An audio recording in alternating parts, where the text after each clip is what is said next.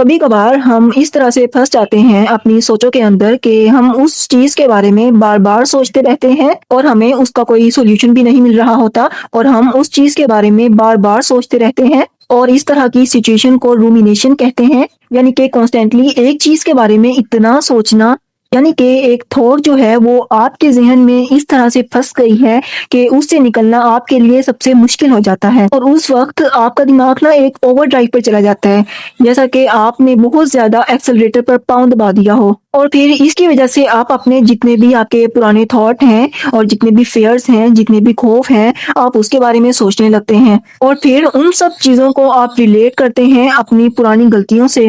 اور پھر آپ کہتے ہیں کہ اس دفعہ بھی میرے ساتھ یہی ہوگا۔ کانسٹینٹلی اس میں آپ اپنے آپ کو تنقید کا نشانہ بناتے ہیں، سیلف کریٹیسزم کر رہے ہوتے ہیں، اور اس کے بعد شروع ہو جاتی ہے وٹ ایف کی سائیکل، یعنی کہ what if this happens, what if that happens, اور پھر یہ چیزیں انسان کو اندر سے کھانا شروع ہو جاتی ہیں، اور پھر انسان اس سچویشن سے باہر نہیں نکل پاتا۔ اور اس کے علاوہ ہمیشہ ایک بات یاد رکھیں کہ آپ کے دماغ میں ایک کیپیبلٹی ہوتی ہے جو چیزوں کو سولو کرتا ہے، لیکن جب اسے کسی چیز کا سولوشن نہیں ملتا تو وہ اس چیز کے اوپر ایسے گھومنا شروع کر دیتا ہے